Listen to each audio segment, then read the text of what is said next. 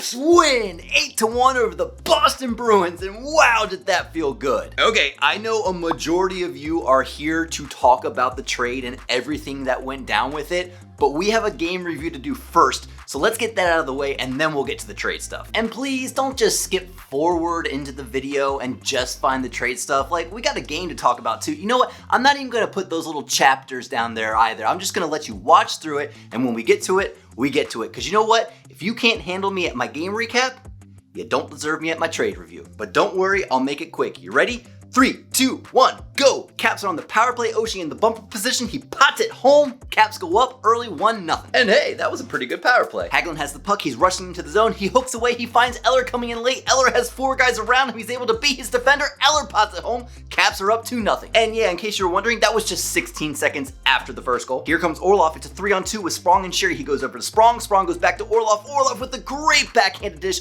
over to Sherry, who's wide open. He one-times it. Caps are up 3-0. Vrana comes zooming into the zone. He centers it to Wilson. Wilson can't get it on net. It hits the side of the net, but Sherry, who's crashing the crease, picks up the rebound. He puts it home.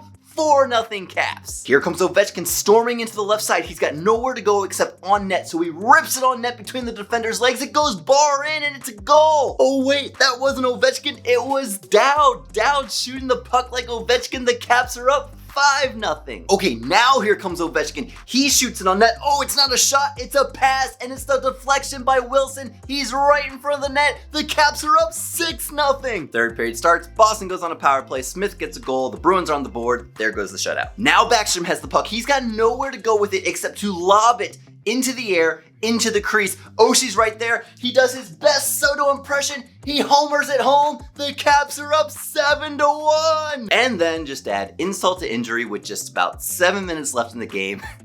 Double deflection off of Oshie, then Eller's skate. It hits the back of the net.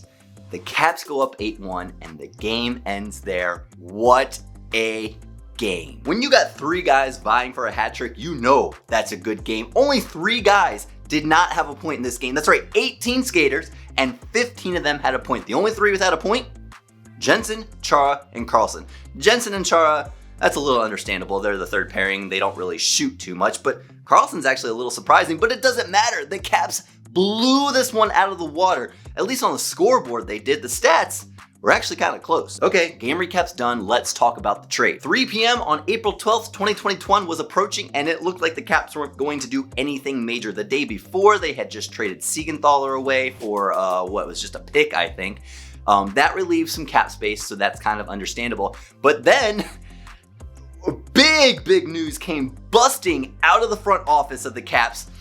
The Caps have now acquired Anthony Mantha from the Detroit Red Wings for JAKUB VRANA, Richard Panik, a first-round pick, and a second-round pick. There is a lot to break down on this one, but the first thing I want to say to everybody watching this video, the very first thing, if you think that if you think that Brian McClellan is an idiot, go home and take a nap, please. If you think that Steve Yzerman dominated the Caps in the 90s on the ice and is now dominating the Caps in the front office off the ice, just what universe are you living in? Do you even watch hockey? What? This is an okay trade. It's not the best trade that's ever happened by no stretch of the imagination, but this is a good trade. The only thing that would make this trade better is less picks. I think if you take that first round pick out of there, you can get away with this being a great trade, but having that second pick in there, having the second and the first round pick in there, it might make it a little expensive, but there's a reason behind it. Look, the Caps traded Siegenthaler for a pick that was to mostly relieve cap space. The Caps are in cap trouble this season. They have been riding the line the entire season, and at times we've seen players come up, and it's a big scratch your head moment, like, why is that guy playing? It's because they got handcuffed with the cap. So we get some relief in the cap space from Siegenthaler getting traded away. Now I want you to break down this, we'll just call it the Mantha trade. I want you to break down the Mantha trade into 2 parts. Part 1, Richard Panik and the second round pick. So the Caps obviously were looking to get rid of Panik. When we saw him go on waivers, he clears waivers, he gets sent down to the taxi squad. You knew from then the Caps were not looking to retain him. They wanted to get rid of his salary. They wanted to get him off the books because for what he was being paid, he wasn't producing that value to the team. It really was just making the team more handcuffing cap space. So in order to get Panik out, he had to also come with something that was a little bit of an incentive, and that was that second round pick. Part 2 is the big part. This is the big one. This is essentially Vrana and the first round pick for Mantha. And a lot of people are upset. A lot of people are wondering, why isn't it just Vrana for Mantha straight up? They're both, I think they both have 11 goals this season. They're both the same caliber forward. They both produce the same amount. But here's the thing. Vrana doesn't, at least for not what he was looking to get paid. So don't forget, Vrana was on a 2-year bridge deal after his contract expired back in 2019. It was a bridge deal that essentially said to him, look, we can't pay you right now. So here's a 2-year bridge deal. If you can show us that you can produce and you can play at this compete level, at this caliber through that time, in 2 years, you'll get your contract. But for the past 2 years, he's been a duff. He hasn't produced as much as he used to. He hasn't played the best complete overall game that we need to see him play. And it's no secret that Peter Laviolette doesn't like the way he plays. Vrana's ice time has been slowly and gradually descending throughout the season, even to the point where he got scratched for a couple games. Peter Laviolette does not like Vrana's two-way game, and Vrana is kind of snake bit right now, not producing as many goals as he usually does. So think about it this way. Vrana, who doesn't play good defense, he doesn't back check very well, he's not a two-way player, is also not producing as many goals to make up for that lack in his play. Mantha, however, he is a complete player. This boy is big. He's like 6'5", 230 something pounds. He goes to the net. He uses his body without taking a lot of penalty minutes. Tom Wilson, we're looking at you. He can shoot the puck. He can pass the puck. He has time on the power play. He doesn't rely on his time on the power play to produce a majority of his goals through the season. He plays with top players like Larkin in the Red Wings, and he's also done extremely well in a very lackluster team of the Red Wings. Imagine what he's going to do plugging him into a powerhouse Washington Capitals team with the likes of Backstrom and Kuznetsov centering him. Vrana has had his chances. He has had his time, and he showed, in my opinion, that he didn't want to put the effort into playing a big game. And you know what happened for that? You got traded away. But now, here comes Anthony Mantha, and this guy, I am excited about this guy getting plugged into our lineup. There are a lot of chances for this team where they can put him and what their options are with him. There are big things coming the Caps' way right now. Mantha's getting paid just about average of $5.7 a year for, I think, the next 4 years. I think he signed a 5-year contract with the Red Wings last year, so he's got 4 more seasons. He could be a big staple in the top 6 on this team. And not giving away, but throwing in a first-round pick in order to get him, it shows that the Caps are aware of the caliber of player they can get in the first round. How am I trying to say this? Look, the Caps always make the playoffs, right? This is kind of a given at this point. They're a powerhouse team. They are not going to be a very high up in the first round if they do get a first round pick at all. So Brian McClellan is sitting back saying, look, we're not going to get a very high pick. So what type of player are we going to get with that first round pick? We're going to get a player who's around his mid-20s probably, and produces probably 20 to 30 goals a season. Well, guess who is in his mid-20s and produces 20 to 30 goals a season? Anthony Mantha. He is a strong, power forward, big guy who can throw his weight around, who can possess the puck, who can drive play. That's the biggest difference between Mantha and Vrana at this point. Mantha drives the play. Vrana just coasted around, waiting for his chance. He just was waiting to get fed pucks. He wasn't the best passer. He didn't have a lot of assists, and his one-timer was okay. It wasn't sick.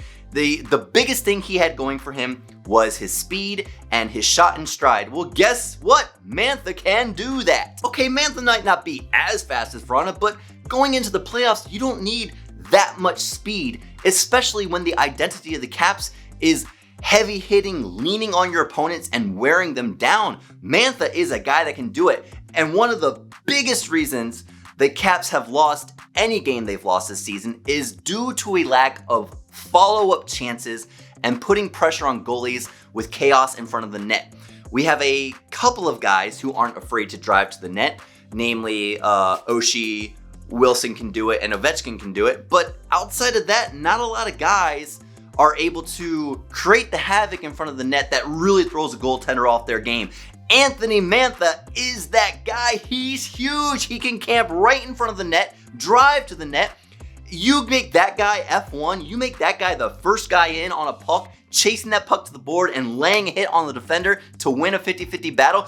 Defenders see that big dude coming at them. Oh, they're thinking twice about playing that puck. This is a good trade, people. Think about the possibility. Look, I think lineups are going to be, I would put Kuznetsov centering top line, definitely with Ovechkin, and I would throw TJ Oshie up there. And then second line, you obviously have Backstrom centering. I would throw Wilson on the right and throw Mantha on the left. Oh no, I take that back. Okay, throw Wilson on the top and then throw Oshie on the second line. That kind of spreads out your beef a little bit and your grindiness, if you'll call it. Third line, you have Eller and you'll have Sprong on the right-hand side and you'll have Sheary on the left-hand side, but Sheary can also play in the top six. He's been doing fantastic. So if you need to spread out some wealth there, you can. And then the fourth line is obviously going to stay the same. You have Nick Dowd centering Carl Hagelin and Garnet Hathaway. That's going to be a no-brainer. That's always going to stay the same. But the Caps also made the Raffl deal at the very last minute. They got Raffl in from Philly, and he, in my opinion, he's a good bottom six forward. He's going to be a healthy scratch, and he'll only come in if someone's game goes to shit or someone gets injured or anything that needs to have someone plugged into a bottom six role. Raffl's your guy. Look, Caps fans, I know you're upset about JAKUB VRANA. I'm upset too because I love JAKUB VRANA. The dude was electric to watch, but his game kind of has gone down in the past 2 years. You can't deny that. And it kind of was a perfect storm for him not to end up getting contract with this team. Do you know the other left winger that the Caps are trying to sign right now? You might have heard of him. It's kind of a big deal. Alexander Ovechkin. VRANA's game is the opportunity for high, copious amounts of scoring every season. If he's producing 30 goals every season, he is definitely worth it. But he's only going to produce 30 goals a season if he gets the opportunity. And you have Alexander Ovechkin on the same side of the ice as you, getting a much more ice time. If there's ever an opportunity where the Caps need an option to score or a chance to score, who are you throwing out there? Number 8. You're not throwing out number 13. Let's be real. Ovechkin does not drive play. It's very well known that he is very famous for just kind of waiting for the play to develop around him, and then he just rips a one-timer, scores goal. I scored a goal. He doesn't make the plays happen. He's a decent passer. We saw it on the Wilson goal last game, but he doesn't drive play. You know who does drive play on the left side? Connor Sheary, Anthony Mantha, and Carl Hagelin. Those are guys that get in there, they stir it up, and they make things happen.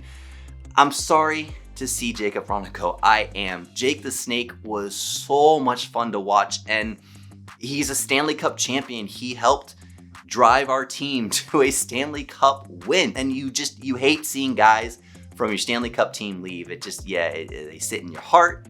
They'll always be there on like all the memorabilia that you bought and everything you remember from the Stanley Cup win. He'll always be there. It sucks to see him leave. But I think the biggest takeaway from this trade is the Caps are a better team now than they were yesterday. This wouldn't be a very objective trade review if I didn't find any sort of downside to the trade. I think I took some time before posting this video. Normally I post the game recap the day after the game, but when I saw the trade go down, I said, let's pull it back and let's wait and we'll add the trade deadline to this. So I did a lot of research and looking into things, and I found one major downside to this trade, and that is that Anthony Mantha has no Stanley Cup playoff experience. He's been on the Red Wings his entire career, and in that time on the Red Wings never made it to the playoffs. So he's never been exposed to the playoffs, but that's okay because he has a lot of guys around him who have. We talk about it all the time. The Caps are the oldest team in the league. He has a lot of veteran players around him who can help guide him through that. He doesn't understand the grind that it is in the Stanley Cup playoffs, just the day-to-day grind, the heavy tolls that it takes on your body and your mind day in and day out just to get just a little bit further through the playoffs. But the big guys around him, the older guys, the big guys, he's huge. the big guys around him, the older guys around him, the veteran players around him, they are going to help. I think getting plugged into such a veteran team is only going to elevate Mantha's game. And if he can bring the high intensity, fast-paced, heavy-hitting offense, two-way play, that's the big thing, two-way play that he brought in Detroit, the Caps are going to go big time far in the playoffs. Anthony Mantha, welcome to Washington. I love having you here. But what do I know? I'm just a fan. Hey, if you like this video, smash that thumbs up button for me. It goes a long way towards helping the channel. And if you enjoyed your time here, consider subscribing to the channel. I'd love to see you come back. And as always, let's go Caps!